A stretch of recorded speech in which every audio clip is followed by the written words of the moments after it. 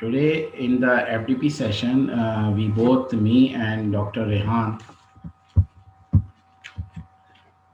will present this topic, which is self-assessment in medical education. And before going to start, as you see, these will be the contents for the session.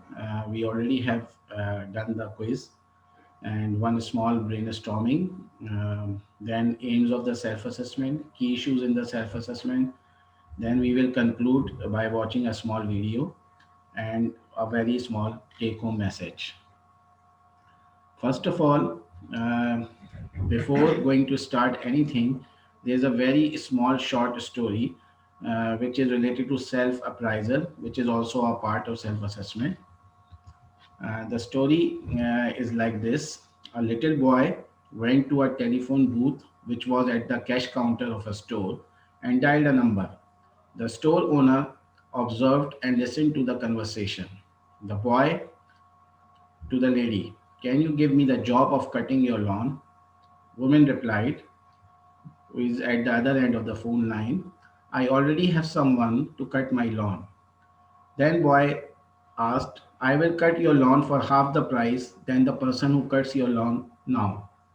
Woman again replied, "I am very much satisfied with the person who is presently cutting my lawn." Boy with more emphasis, "Lady, I'll even sweep the floor and stairs of your house for free." Woman, "No, thank you." After that, with a smile on his face, the little boy replaced the receiver. The store owner, who was listening to all this, walked over to the boy. Then he asked the son, asked the boy, "Son, I like your attitude, your positiveness, and would like to offer you a job." Boy replied, "No thanks."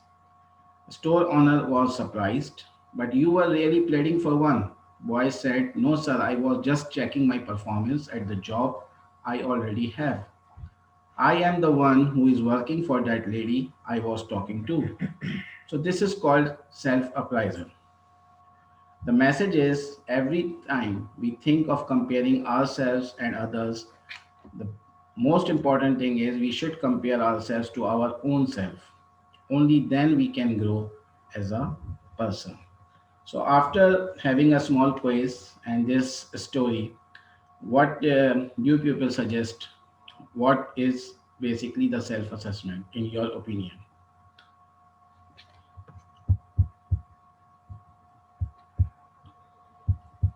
Yeah, please Please share share your your reflections. reflections.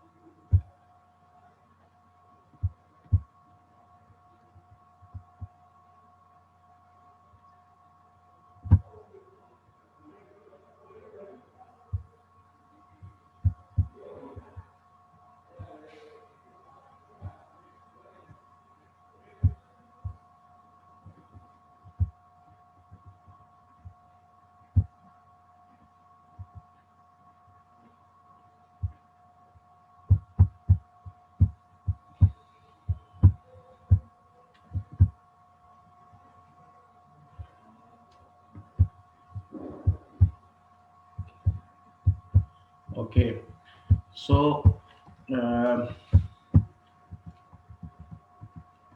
these are the different aspects or attributes. If anyone knows maximum about them, it means he is knowing who is he. The basic theme in the self-assessment is what we should know who we are. So process of looking at oneself in order to assess aspects that are important for one's identity. It is self-assessment is one of the motives that drive self-evaluation along with self-verification and self-enhancement. So These are the some basic definitions of the self assessment from the research or from the references, like act of judging ourselves and making decision about the next step. Assessment is not the end; it must be followed by the action, and that action usually conducted against some benchmark or the criteria. On one hand, it this is a process which can be linked with the competency and the performance appraisal, and on the other hand, it also helps in the personal development through the reflection. Another definition of the self assessment is self assessment of knowledge and accuracy of skill performance is essential to the practice of medicine and self directed lifelong learning. In medicine and in other professions, individuals are responsible for determining their own continuous professional development, and that demands the awareness of weaknesses and strengths. So, and that can be achieved through the continuous self appraisal. So, why is it important? This is a very important question. Can anybody want to participate at this moment? Why self assessment is important?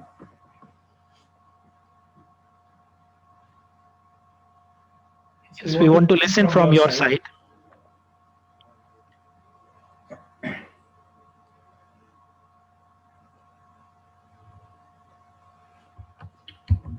Yeah.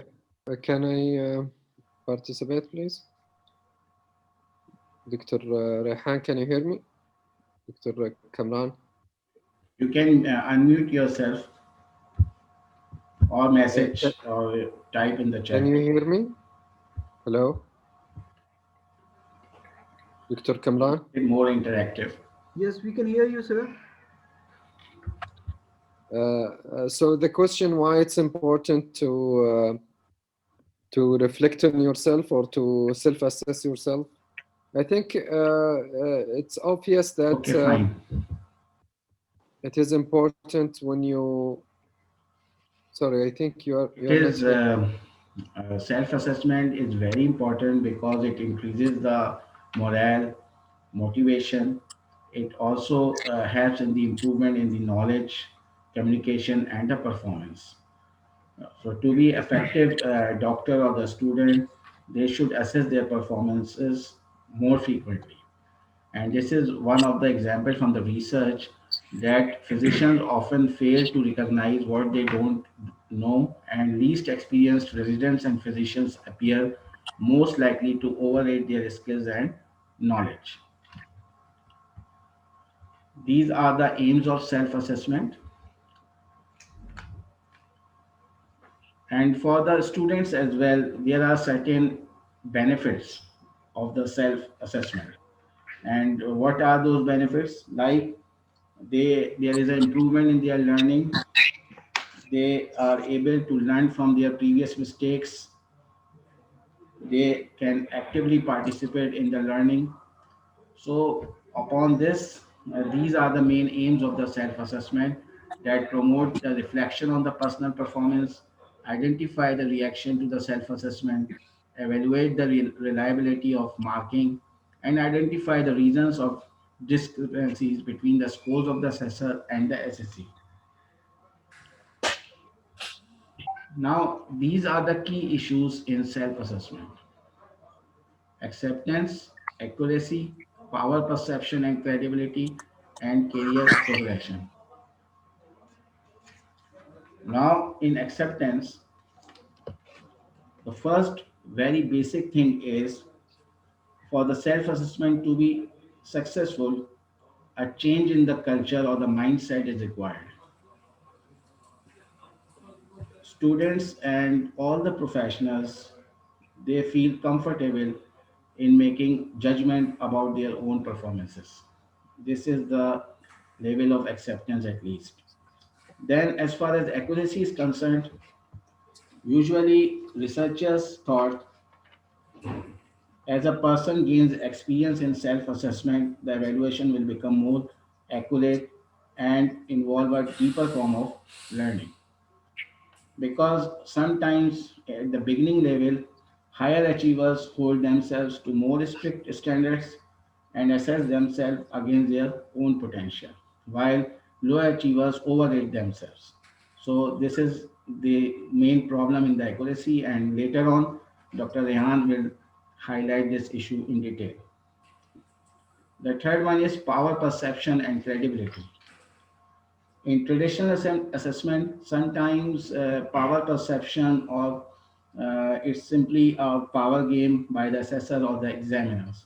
But if we change the role, because assessment should not be something done to the students, it should be the activity with the students, especially in the formative assessment. Because when we involve the students or the trainees in the standards of the marking setup, or we comprehend them about the standards of assessment, then they will be motivated more and participate more in the self assessment. Then career progression, as we become more senior, we are very less likely to receive an honest criticism. When we are juniors or trainees, we receive very rigorous reviews or the criticism. So it's better one, even at the higher position or the higher status, they go for the self assessment regularly. And all these can be achieved if we have no blame culture in the workplace or in the classroom. No blame culture is very important because it is the most important barrier against the self assessment. Now, I would like to invite Dr. Rehan to further highlight the other aspects of this presentation. Thank you for the joining our talk and sharing your ideas. As Dr. Kamran has focused about the key issues of self-assessment, and I hope that most of the key issues has been very clear that what accuracy does mean, what the acceptance does mean, and what about the power perceptions and credibility. So here, just like to share the few points that sometimes lead to inaccurate self-assessment, especially among the medical students, because first off, the point is misapprehension that so at the early level, students are not able to understand what exactly is expected to them. What does this self-assessment means? Then self-deception is also there. Sometimes you are not able to judge that what exactly is your performance, and you are not in a position to receive that feedback. And coming from my schools, most of the medical students, because they are passing through many high stakes exam entering in the medical school, so their past performance usually at the junior high school and senior secondary schools are usually exceptional and good, because in most of the countries entering in the medical school you need a very high gpas, passing very tough exams or the competitive exams. So in that scenario, whenever you see that sometimes the students at year 1 and year 2 are in the stage of self deception, they are not able to really realize their own position or a situation there. And second is scoring of the efforts rather than achievement. This is also a very important point that, okay, you are in a PBL session, a student is going to self-assess himself, and when he got a marks or a feedback from a tutor, okay, I have a very low 15 marks or 20 marks. Why 20 marks? So he is not looking for his achievement, what he achieved there, but maybe he is looking for his efforts. I was there, I came on time, I participated in few of learning objective. Why? If you ask him to self-assess, he will self-assess in that way. Okay, yes, I've did all the things, I completed all the parts, but not able to contextualize his grades, what he has done. So sometimes efforts mainly is scored by the student rather than their achievements. Sometimes low performers studies also show that they used to use it as a defense mechanism, so sort of a compensation when you ask them to self-assess. So what is the way? A better, good qualitative feedback of the performance from the different perspectives can help to correct as a remedy to all these points or the barriers that are present there. So Let us move to the next definition or a research article that shows self-assessment need to be conducted on a regular basis.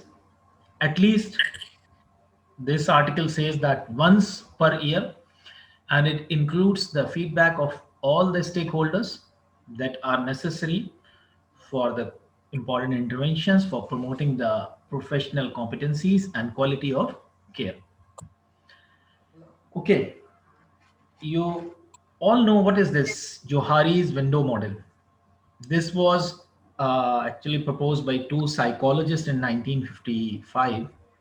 One was first named Joseph and second one was Harrington. So they combined their name as Johari's Windows model. But still it is applicable in many sense for feedback, self-assessment, peer evaluation. You can see these four quadrants are here.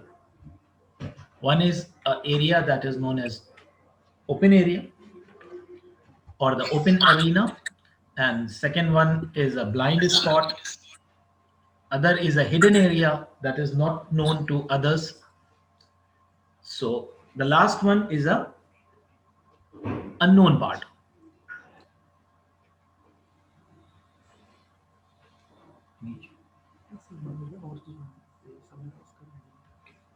Okay, so whenever we see these four quadrants for Johari's windows, especially if we are performing the peer feedback, this is also giving a space to open this arena of the blind spot that is not known to the self, and also self-assessment. Self-assessment is opening these blind spot and unknown areas and pushing it towards the open areas. So that's the one of the important aspect of self-assessment. Here is a small research from psychologists who prepare a sort of a stages in carrying out and evaluating self-assessment and peer assessment.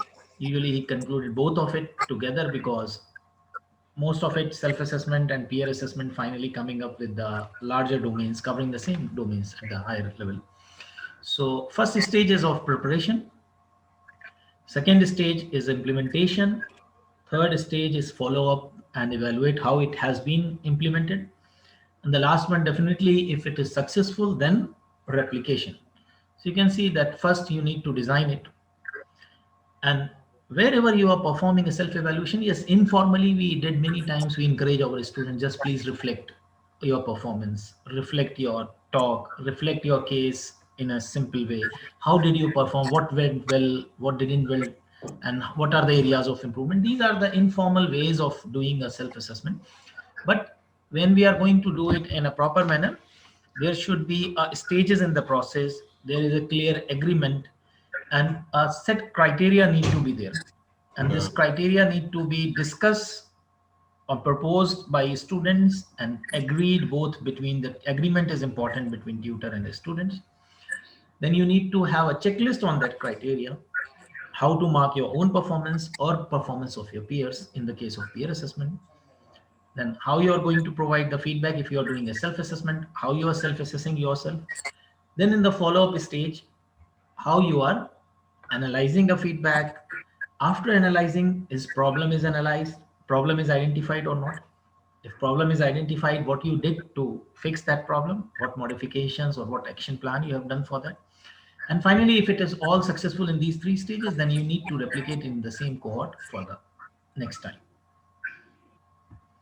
So here are few reflective examples how you can use this different ways for uh, self-assessment. So first of all, it can be used to evaluate or self-assess all the learning domains, knowledge, skills, and attitude. So for example, here, communication. So communication is sometimes considered as in our domains of quality, what we use in our course reports and our course programs. It is a like in a part of competence or values. So here the communication skills can be used for a self-assessment as one of the competency, as one of the domain, and a student can prepare their rubric. This is one of the example. Like I address my patient correctly, I introduce myself, I explain the things simply, my patient understood what I say, on 4-point scale, never, rarely, sometime, or always. So they can develop their own rubric, but arrangement between a tutor and the students need to be done. If you are going to evaluate, self-assess yourself in a knowledge domain, simple knowledge-based MCQs can help. Modified essay questions can help in self-assessing cognitive skills. Log diaries are also a good way. We have logbook in some of our modules in our program, but more structuring can done it in a better way. Small group discussions, yes, small group discussions is a good place for self-assessing. Mainly in the PBL sessions and case discussions, we can foster this habit of self-assessment.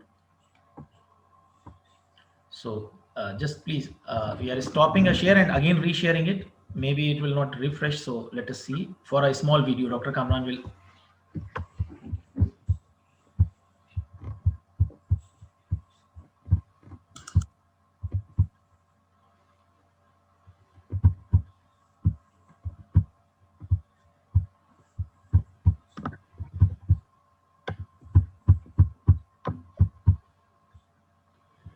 So after watching this video, Discuss and summarize. we will discuss some questions and queries, and it will clear further.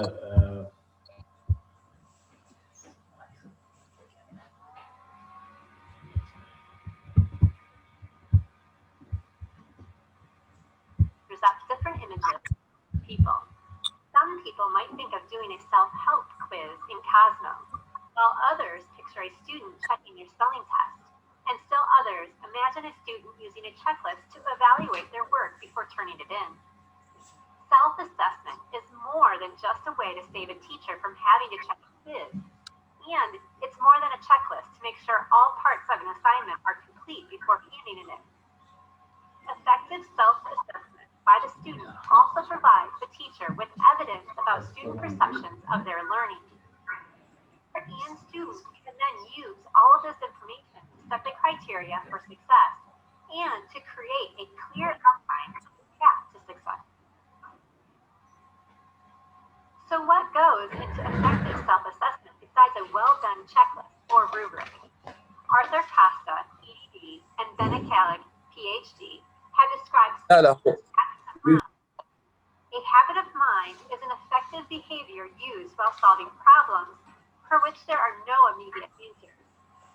3 of these habits of mind are directly tied to self-assessment: thinking about our thinking, or metacognition, persistence, and being open to continuous learning. Thinking about our thinking, or metacognition, is the ability to be conscious of our thinking and then to evaluate the effectiveness of our own thinking skills and strategies. By assessing what they know and don't know, students identify their own baseline so that they can then identify ways to improve their work. Not only is this self-assessment helpful for making future improvements, it also allows students to make mid-course corrections if something is not going as planned. This will be a new skill for many students, and they will need to practice before it becomes second nature. You can help students develop the skill by asking them to rate their level of confidence in decisions, or how they selected certain strategies and how those strategies worked for them. This is also a great time to ask students about their perceived level of effort to help them see the connection between level of effort, selected strategies, and the outcome. Additionally, students' perceived level of effort can help the teacher determine whether a task needs to be adjusted to be more or less challenging. Being able to think metacognitively is a strategy in itself that allows students to continuously learn even in the absence of a teacher. A good partner behavior to metacognition is persistence. Persistence enables a student to analyze a problem and develop strategies to attack the problem. It's a bit of a catch-22, however, because to be persistent, you need a set of strategies and alternate strategies. But to develop a set of strategies, you need to be persistent. Persistent, a student assesses whether the selected strategy is working throughout an activity. If it isn't, they choose a different one and try again. When students have no alternative strategy, they sometimes feel frustration, which you are witnessing when they crumple their papers and throw them away, saying, I can't do this, it's too hard, or when they write down an answer to get the task over with as quickly as possible. Teaching students a variety of problem-solving strategies and encouraging them to use metacognition to evaluate the use of those strategies will help to increase persistence, which will further increase the value of self-feedback. The final habit that we'll discuss as being directly related to self-assessment is remaining open to continuous learning. It is only if students are open to continuous learning that receiving feedback from any source is considered valuable. As long as a student is open to learning, then the confidence gained from metacognition and persistence, in combination with their curiosity, will allow them to constantly search for new and better ways. People with this habit of mind are always striving for improvement, always growing, always learning, always modifying, and improving themselves. After all, isn't the goal that students learn how to learn so they become lifelong learners? They're not always going to be in a classroom and need to be able to learn more on their own for personal and career growth. There are many tools and strategies that you can use as a teacher and that you can teach students to use for self-assessment. A simple strategy that can be used in the earliest grades up through high school is thumbs up, thumbs down when asking students their level of confidence in an answer or decision. Students can display a red, yellow, or green card to indicate their level of understanding. Students can also use cards that are labeled as still thinking and ready to move on. These visual displays of a student's self-assessment make it easy to see whether to move on in the lesson or not. Reflecting journaling is another technique that provides students the opportunity for self-reflection and illustrating their thinking pathways. So the portfolio, whether it's a tech version or a higher tech version using an application such as Seesaw, allows students to see their thinking progression throughout a project, over a series or units, or even over the course of a year. Another tech or high tech, make sure to explicitly teach students how to effectively perform and use the results of self-assessment.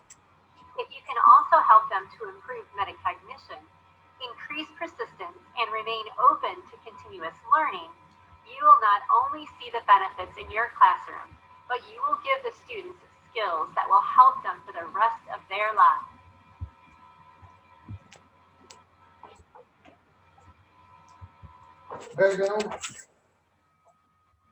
One minute, let me share the screen. There is some issue with the screen share. Yeah, this one, yes.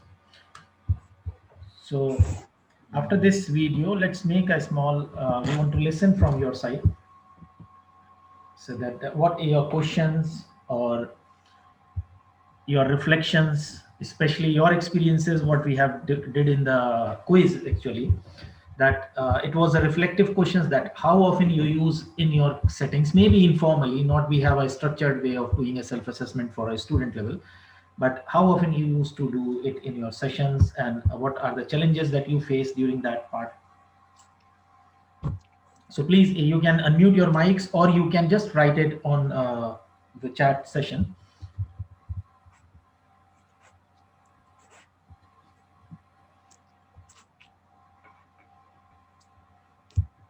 My net was a little slow. Can you repeat your question, please? Yeah, question is that we put a small quiz at the start of our session. So quiz is about the reflective approaches that how often you used to perform self-assessment within your settings with your students.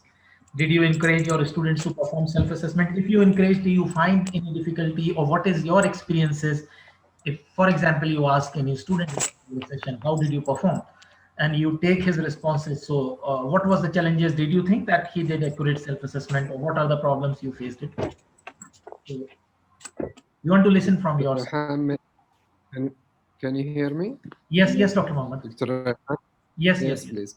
I think one of our good practices that we started to do it in the mentorship practices with the mentee that we ask them to reflect on their own learning and how they are doing, how they are managing their time, prioritizing their task. So it's not related directly to practicing a task, a certain task, but I noticed from my own personal experience that they start learn expressing themselves about what's going on with them and start to assist themselves in indirect way. And when it's happening in the mentorship session, it is more of safe practice. So they feel free. They talk easily about what's going on, positive and the area of struggles. So I think the key here is to create a safe environment Yes, for yes, self-assessment. yes, Dr. Mohammed, And you this are is right. really fit more with the formative assessment rather than the summative. Yes, yes. So I think it's been practiced, but in indirect way. Yes, yes, you are right. You are right. And this mentorship session, if done in a way, it opens a door for self-reflection, at least on their performances and how it is going on. Yes, you are right. Anybody else want to reflect anything related to self-assessment in our context or in your own practices? And now, Dr. Kamran, if we don't have any questions, then Dr. Kamran will going to shortly summarize the session and just giving an end note for the talk.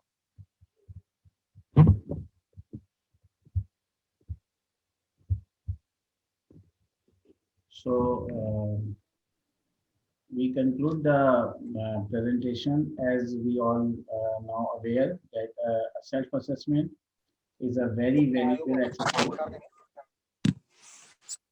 Yes, please, if anyone wants to add something.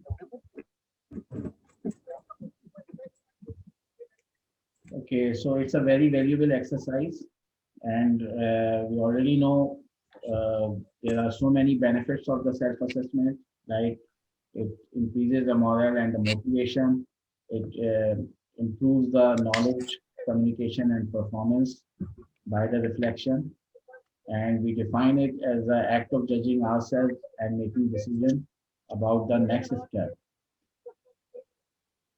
And we discussed some aims of the self-assessment, which promote the reflection on the personal performances, then identify reaction to the self-assessment, evaluate the reliability of the marking, and then we discussed about the key issues which we find during the self-assessment, like acceptance, accuracy, career progression, and the power perception.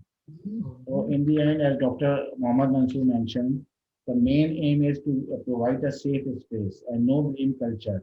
Then self-assessment practice will be more frequently occur and implemented in increasing the performance of the students and the faculty members.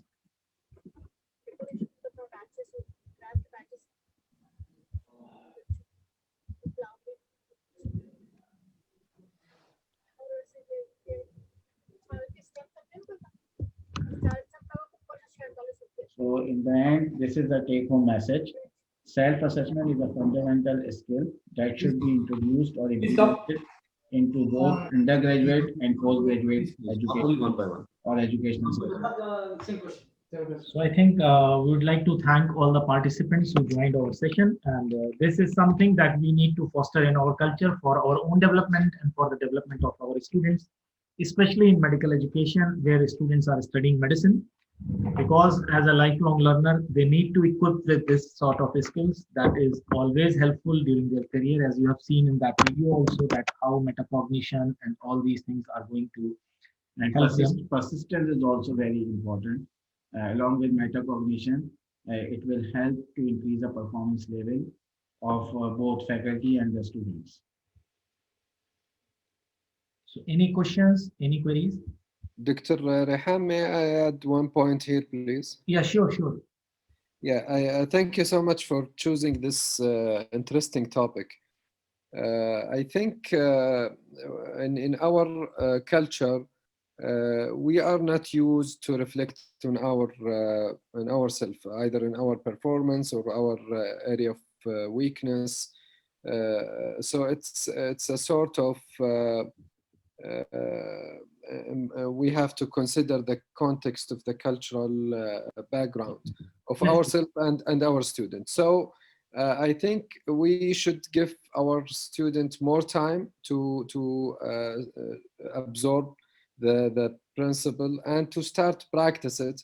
And this is what I mean by safe practice.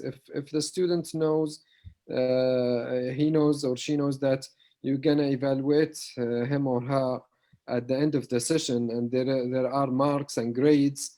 For sure, they will say, "Yeah, I did great. I cover everything, and I'm fine." But if we put it in a sort of in a formative manner, that's let's talk about what happened during the activity or during this exam or during this clinical session. And we should assure them that this has nothing to do with the marks. I want you to talk about how do you feel about practicing this, and I practice it actually myself with some of the students. After the clinical exam, I ask them, okay, so what's your analysis of your performance? What do you think you did well? What do you think area that you want to do it better next time, and so on. So in a simple way and friendly way, you find the student expressing themselves with the time, and they know that the aim of this is that they reflect on themselves and on their performance. So my message here is we have to consider our culture, and we have to be patient to adopt this type of self-assessment, and to help the student to practice it by creating a safe environment. And thank you so much for this nice talk. Thank you, Dr. Mansoor. Yes, very rightly said. Like in the short activities, small activities, we have form for the evaluation of the students. So at the back of the marking area, there is a detailed statements about the marking. And if we comprehend that to the students and share with the students in the beginning, and then they can participate more actively during the activity. So these things are very important, and this will help us to improve the level of performance of the students as well. If we will be able to build this skill in the students.